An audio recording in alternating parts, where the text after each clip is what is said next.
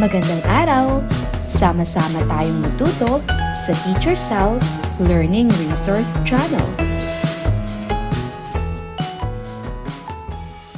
Revised K-12 Curriculum, GMRC 3, Quarter 3, Week 7. Paghikayat sa kapwa na igalang ang mga sagisag ng bansa.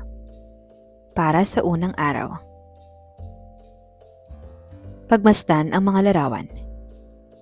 Unang larawan. Pangalawang larawan. Ano ang kanilang ginagawa? Bakit mahalaga ang kanilang ginagawa? Bakit mahalagang natutukoy ang mga sagisag ng bansa? Alam mo ba ang mga pambansang adhikain? Paano mo masasabing mahal mo ang iyong bayan? Sa araw na ito, kayo ay inaasahan na matutukoy ang mga sagisag ng bansa at makakikilala na ang paghikayat sa kapwa na igalang ang mga sagisag ng bansa ay mahalaga sa pagkilala ng pambansang adhikain ang pagmamahal sa bayan. Kapag tayo ay umaawit ng pambansang awit ng Pilipinas, tayo ay nakatingin sa ating pambansang watawat. Sagisag, bagay o anumang kumakatawan ng diwa at kahulugan, kalidad, uri ng tao at iba pa. Watawat, piraso ng tela, karaniwang parihaba na naglalaman ng padrong sumasagisag sa isang bansa o anumang organisasyon. Kulay puti sa watawat. Ang kulay puti sa ating watawat ay sumasagisag ng katarungan, kapayapaan at katotohanan. Ano ang mga kulay ng watawat ng Pilipinas? Ano ang kahulugan ng mga kulay na ito? Ang kulay asul sa itaas na bahagi ng watawat ay simbolo ng kapayapaan, katotohanan at hustisya. Ang kulay pula naman sa ilalim ay simbolo ng pagkamakabayan at katapangan. Ang araw ay simbolo ng bukang liwayway at ang tatlong bituin ay tumutukoy sa Luzon, Visayas at Mindanao. Sa pagsisimula natin sa bagong aralin, pag-aralan natin ang isang awitin. Tunay na ganda ng Pilipinas. Narito ang liriko nito. O Pilipinas, aking inang bayan, iyong tunay na ganda kay sarap silayan. O Pilipinas, aking inang bayan, lahat ay gagawin, iyong kalaya ay ipaglalaban. Magagandang mga ngiti at mainit na pagtanggap, mga kilay na bumabati at mga pagkaing masasarap. Higit 7,000 mga isla, bawat isa may kakaibang kultura. Mapahimpapawid man o kalupaan, ganda ng Pilipinas hindi masusuklian. Narito ang YouTube link ng awitin.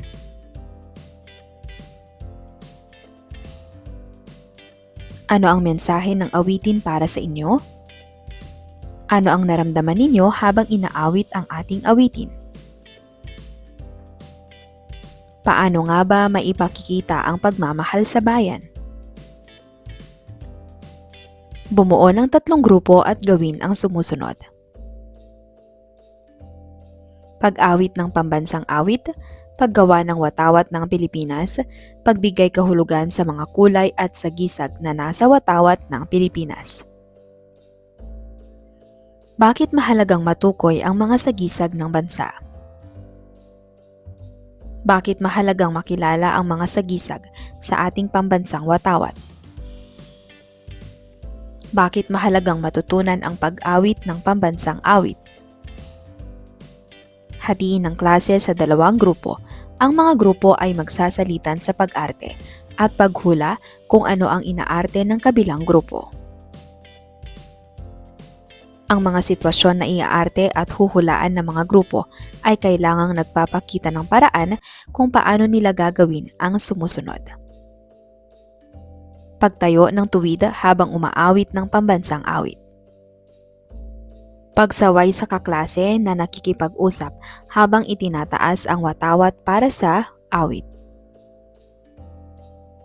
Pagtanggi sa kaklaseng may masamang balak na paglaruan ang watawat. Tandaan, ang pagmamahal sa bayan ay mahalaga para sa bawat Pilipino.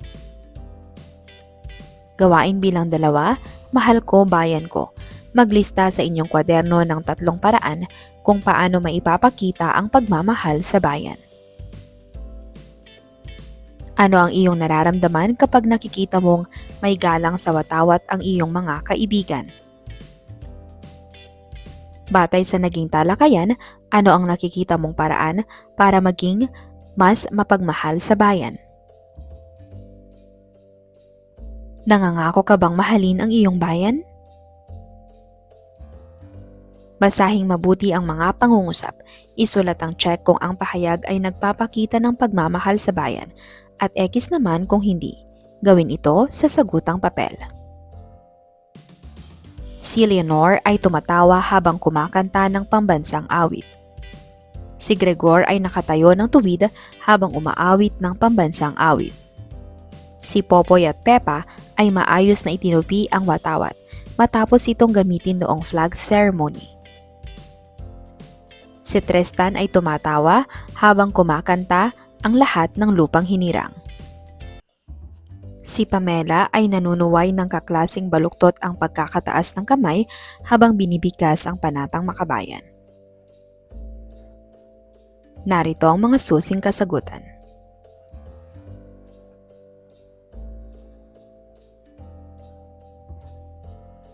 Dahil naipakita ninyo ang inyong natutunan, gagawa kayo ngayon ng slogan na naghihikayat igalang ang watawat ng Pilipinas. Sa makulay na papel, isulat ang iyong slogan. Gamitan ito ng mga pangkulay at pangdisenyo.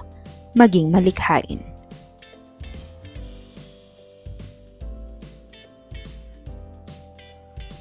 Para sa ikalawang araw.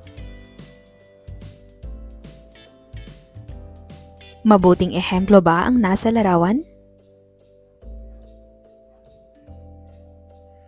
Kayo rin ba ng iyong mga kaibigan ay kagaya ng grupo na nasa larawan? Sa araw na ito, ating iisa-isahin ang mga paraan ng panghihikayat sa kapwa na igalang ang mga sagisag ng bansa.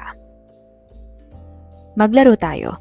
Magpapatugtog ako ng musika at iikot kayo sa mga upuang nakaayos ng pabilog. Kapag huminto ang musika, mabilis kayong uupo. Ang sinumang mag-aaral na walang mauupuan ay magbibigay ng isang halimbawa ng paraan ng panghihikayat sa kapwa na igalang ang mga sagisag ng bansa. Pagtayo ng tuwid habang umaawit ng lupang hinirang. Pagsaway sa kaklase na hindi kumakanta ng lupang hinirang. Pagtingin ng may galang sa watawat habang umaawit ng lupang hinirang. Ating basahin ang isang maikling talata, ang magkakaibigang makabayan. Isang umaga, habang flag ceremony, may grupo ng mga mag-aaral na nagsilbing mabuting ehemplo para sa karamihan. Sila ay nakatayo ng tuwid, ang kamay ay maayos na nakalapat sa kaliwang bahagi ng dibdib at lahat sila ay aktibong umaawit ng lupang hinirang habang nakatingin sa watawat. Talagang humanga ang kanilang guro sa kanilang ipinamalas na disiplina at pagmamahal sa bayan. Ano-ano pa ang iba't ibang paraan ng panghihikayat sa kapwa na igalang ang mga sagisag ng bansa? Sumasang-ayon ka ba na ang paghikayat sa kapwa na igalang ang mga sagisag ng bansa ay mahalaga sa pagkilala ng pambansang at hikain? Bakit? Tandaan, hindi lamang sa pag-awit ng lupang hinirang na ipapakita ang pagmamahal sa bansa. Dapat ay kaya rin nating hikayatin ang mga tao sa paligid natin na gawin ito. Maraming paraan kung paano maipapakita at maisasabuhay ang pagmamahal sa bayan. Ito ang mga sumusunod na paraan. Pagsasalita sa ating national language. Pagpunta sa iba't ibang bayan ng bansa. Pagbili ng mga lokal na produkto. Kung ang bawat tao ay may pagmamahal sa bayan, paniguradong mababawasan ang korupsyon at mapabubuti ang buhay ng bawat mamamayang Pilipino. Lagyan ng masayang mukha ang bilang kung ito ay nagpapakita ng paggalang o respeto sa bansa. Malungkot na mukha naman kung hindi. Pagtawa sa kaklase na hindi marunong magsalita ng Ingles ngunit matatas sa Tagalog. Pagiging mahilig sa imported na sapatos at panglalait sa mga lokal na produkto.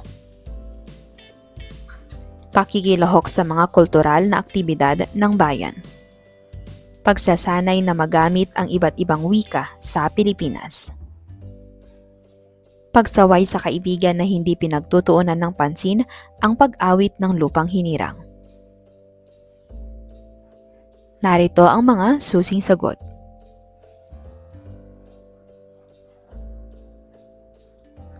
Batay sa mga ipinakitang sitwasyon, alin sa tingin mong mahalagang maisabuhay ng iyong kapwa upang maipamalas ang pagmamahal sa bayan? Ano ang sa tingin mong nararapat na paraan ng pagmamahal sa bayan para sa inyong murang edad? May nais ka pa bang ibahagi sa klase tungkol sa pagmamahal sa bayan? Basahing mabuti ang sumusunod na pangungusap, piliin ang akmang salita na nasa loob ng panaklong. Gawin ito sa sagutang papel. Ang pagmamahal sa bayan ay kahanga-hanga masama. Ang magkakaibigan na nagpapahalaga sa bayan ay nakatutulong sa bansa, banyaga. Ang pagmamahal sa bayan, pagmamahal sa sarili ay mahalagang matutunan ng bawat mag-aaral sa tulong ng mga taong nakapaligid sa kanila. Ang batang may pagmamahal, galit sa sariling bayan ay mahalaga para sa mas magandang kinabukasan ng bansa.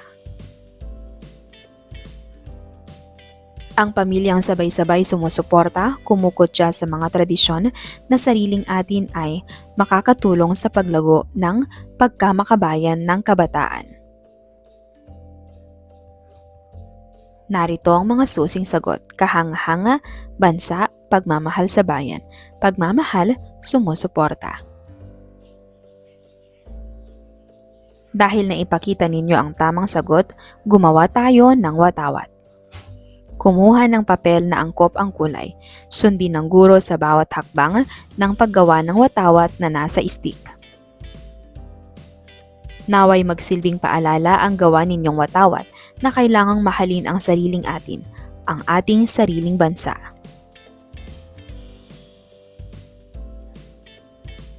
Para sa ikatlong araw.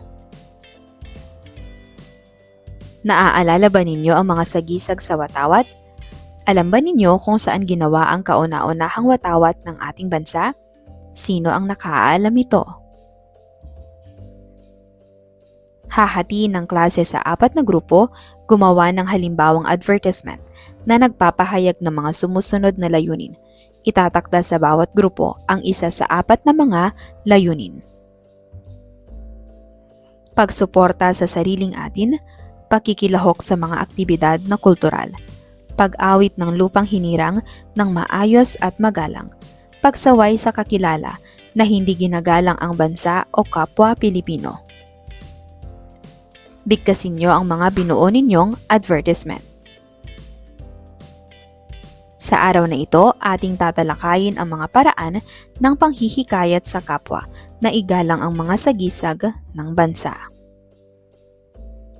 Sa inyong kwaderno, isulat ang pangalan ng 5 taong nagsisilbing inyong mabuting ehemplo sa pagmamahal sa bayan. Sa tabi ng kanilang pangalan, ipaliwanag kung bakit nyo sila itinuturing na mabuting ehemplo. Mahalaga bang may tinitingala o modelo tayo sa bawat pagpapahalaga na ating nais matutunan? Ang pagmamahal ba sa bayan ay kinakailangan sa panahon ngayon kung saan talamak ang kahiligan sa banyaga, Amerikano, Koreano, Hapon at iba pa sa lahat ng aspeto ng buhay. Ang pagmamahal ba sa bayan ay nagpapatibay ng samahan ng mga tao sa pamayanan para mas mapabuti ang bansa? Handa ba kayong ipagtanggol ang inyong bayan? Bakit importante ang pagmamahal sa sariling atin? Sa inyong kwaderno, lagyan ng bituin ang bilang kung ang sitwasyon ay nagpapakita ng pagmamahal sa bayan. Malungkot na mukha naman kung hindi. Mas gusto ni Leia ang mga banyagang tugtugin kaysa sa OPM dahil rito ay nilalait niya ang OPM. Si Lester ay hindi marunong magsalita ng Filipino dahil ikinahihiya niya ang kanyang lahi. Niyaya ni Emma si Yvonne na manood ng pelikula sa MMFF bilang suporta sa sariling atin. Buong pagmamalaking binabahagi ni Jason sa kanyang mga kaibigang banyaga ang mga larong Filipino. Malakas ang tinig ni Marie sa pagsabay sa pag-awit ng lupang hinirang tuwing flag ceremony sa kanilang paaralan. Narito ang mga susing sagot.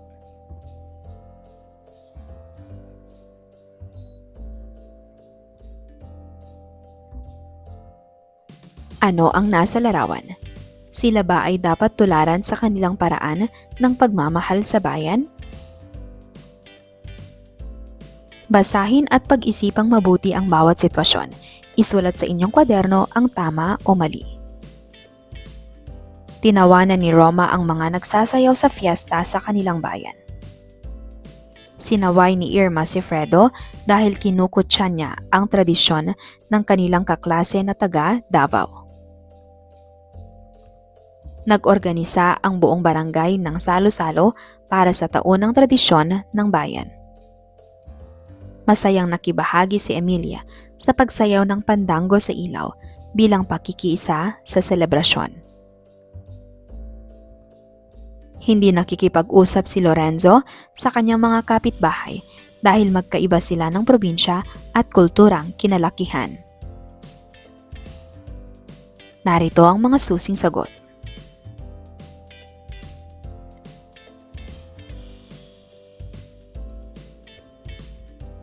Bakit mahalaga ang pagkilala sa pambansang adhikain, tradisyon at pagkakaisa ng mga Pilipino? Ano ang magiging bunga ng pagkilala sa pambansang adhikain, tradisyon at pagkakaisa ng mga Pilipino? Basahing mabuti ang mga pangungusap, isulat ang check kung ang pahayag ay nagpapakita ng pagmamahal sa bayan at X naman kung hindi. Si Erwin ay magaling makipagbalagtasan. Si Lina ay mahilig magsayaw ng tinikling at pandango sa ilaw. Natutunan ni Christine na makisali sa mga pambansang adhikain kahit pa siya ay ipinanganak sa ibang bansa. Nakahiligan ng ate ni Tutsi ang panonood ng Korean movies dahil dito madalas ang pabili niya ng mga produktong mula sa Korea. Sa tuwing umuuwi ang lola ni Marco, madalas nitong hinihiling ang pamamasyal sa magagandang tanawin sa Pilipinas. Narito ang mga susing sagot.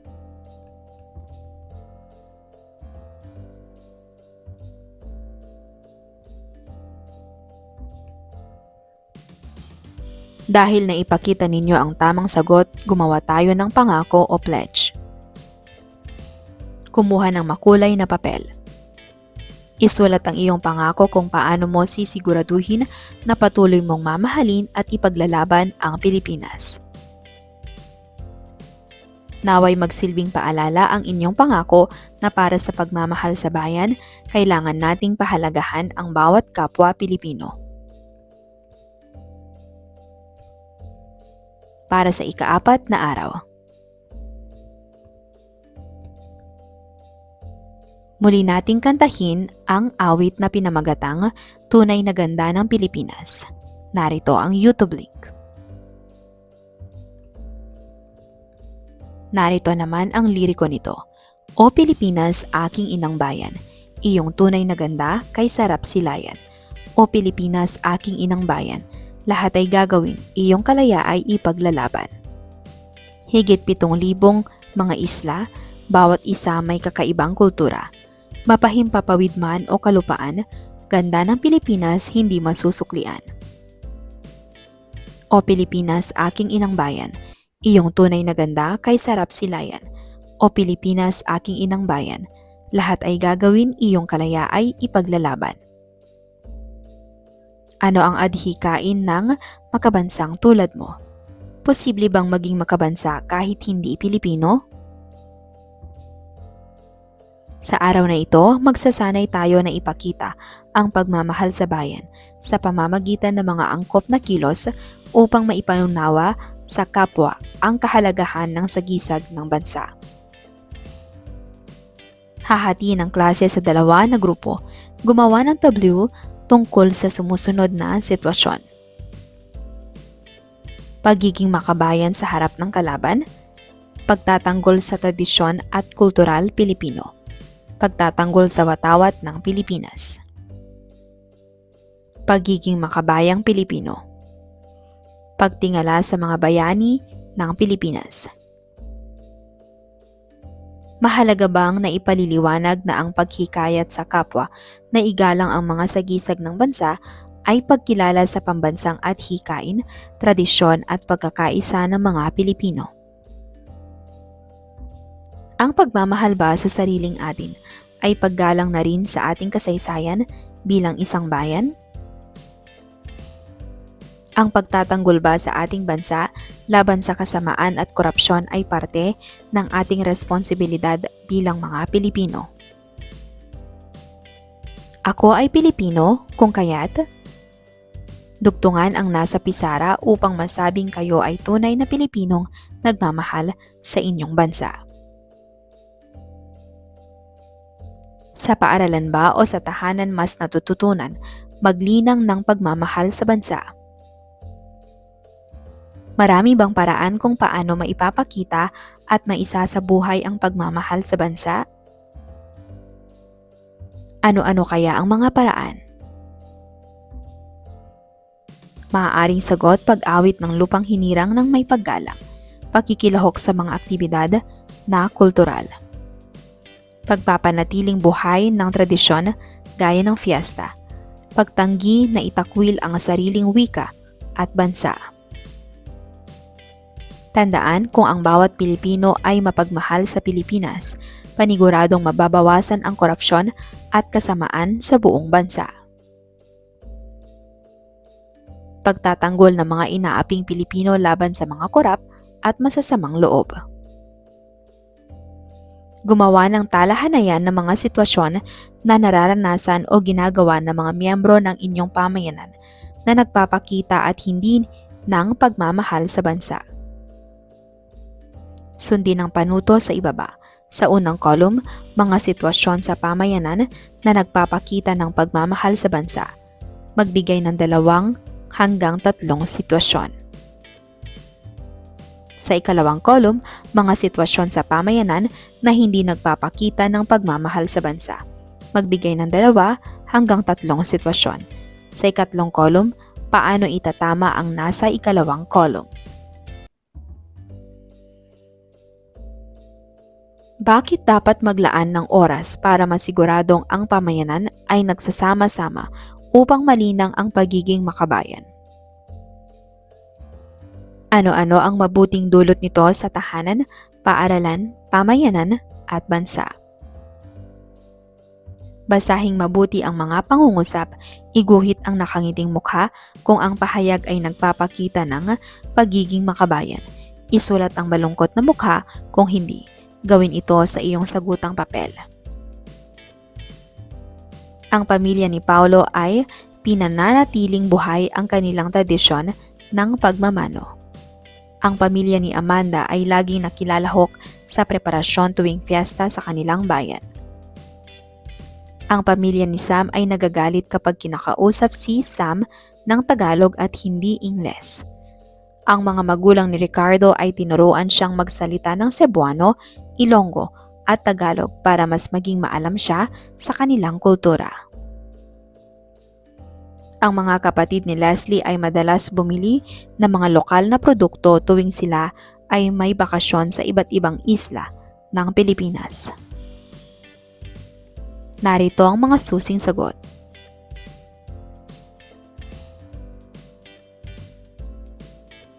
Tanungin ng magulang o kapatid kung ano ang maaari niyong gawin bilang pamilya na magpapatibay ng inyong pagmamahal sa bansa. Subukan itong gawin bago matapos ang buwan. Maging handa dahil itatanong ito ng guro matapos ang buwan.